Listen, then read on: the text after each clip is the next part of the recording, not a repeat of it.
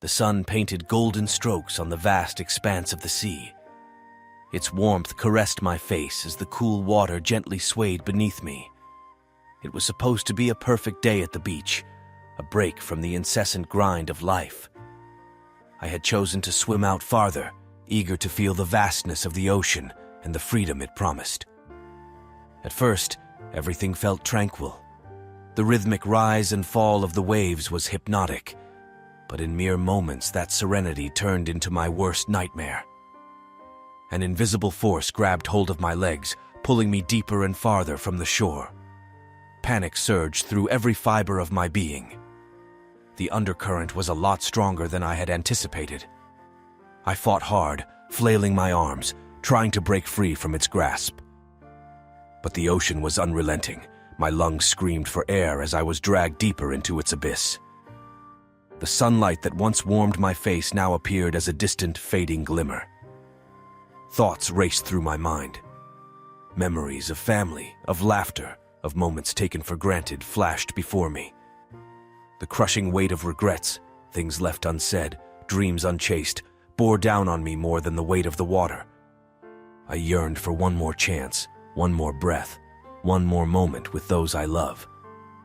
My heart raced, and my mouth involuntarily opened in a desperate attempt to scream, only to be filled with the cold, salty water of the sea. I choked, my vision blurring as the darkness crept in. The once gentle sway of the ocean now felt like the cruel hands of fate, pulling me away from everything I held dear. Is this how it ends? Alone in the vastness, surrounded by the very beauty that had lured me. The thought was devastating. With my dwindling strength, I reached out, hoping against hope that someone, anyone, would grasp my hand and pull me back to the world of the living. The ocean's roar drowned out my silent pleas, its depths threatening to consume my very essence. In those final moments, the fragility of life became painfully clear. The sea, with all its beauty and might, held me in its grip, and all I could wish for was a miracle. My name is John, and this is my story. In the old town square, where each stone seemed to whisper tales from centuries past, a flamboyant tent caught the eye of many, including mine.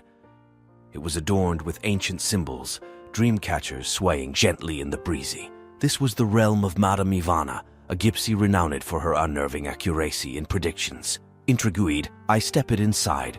The dimly lit space smelled of musky incense. At the tent's heart, surrounded by a sea of scattered tarot cards and an enigmatic crystal ball, sat Madame Ivana, her eyes piercing into my soul. "You seek answers," she said, even before I spoke a word. Humoring her, I nodded. What she said next froze the very marrow in my bones. "Beware the water. It's where your life thread may snap." Laughing it off, I left the tent, thinking it was a generic warning. But in the weeks to come, the prophecy played tricks on my mind. Every puddle on the road, every trickle from the faucet seemed to mock me.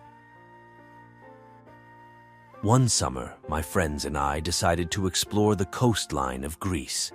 I should have heeded Ivana's warning. While diving into the crystalline waters, I was trapped in a rip current. The force was overpowering, pulling me into the abyss. Just when everything seemed to fade, a local diver rescued me. That incident anchored the gypsy's words firmly in my life.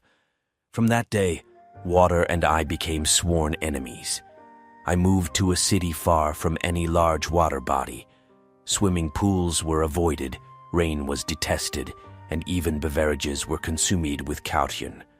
Years slipped away, turning the fervor of youth into the wisdom of age. As decades passed, I founded a business empire, built skyscrapers, and even dabbled in space ventures. My story was of a man who touched the stars but feared water on his home planet. Elena, my lifelong companion, was my pillar. She stood by my quirks, lovingly teasing yet understanding my phobia. Our mansion, away from the city's hustle, was my sanctuary. Elena's one condition in designing it was to have a grand bathroom with a luxurious bathtub. She hoped one day I'd conquer my fears. Our 50th wedding anniversary was a grand event. "Post the celebrations," Elena whispered. It's time to face the demon, my love. She led me to the bathroom. Candles flickered and soft music played. With trepidation, I stepped into the tub. The water was warm, welcoming even. With Elena by my side, my fears began melting away. We laughed, reminiscing about our journey together. As the night deepened, Elena left to get some wine. My eyelids grew heavy, and soon I drifted into a deep slumber. Unbeknownst to me, as I slept, the water level rose. The taps, old and rusty, had malfunctioned. Water gushed out, inch by inch, covering my face. Elena returned to a sight she'd never imagined. Her love, her life, drowned in the very tub meant to cleanse his fears. From an ethereal plane, I watched the aftermath. The sorrow, the guilt, and the heartbreaking pain. But amidst it all, I realized something profound. It wasn't the gypsy's words that had sealed my fate. It was my relentless pursuit to avoid it. If I had faced my fear earlier, understood its depths, perhaps destiny would have spun a different tale. Life is unpredictable, filled with twists and turns. Some come as prophecies, while others lurk in our daily choices. In my journey, I learned that sometimes running away from destiny makes us collide with it head-on. In trying to outsmart fate, we might just become its puppet. And in my last earthly moment, wrapped in water's final embrace, the gypsy's prophecy came hauntingly alive.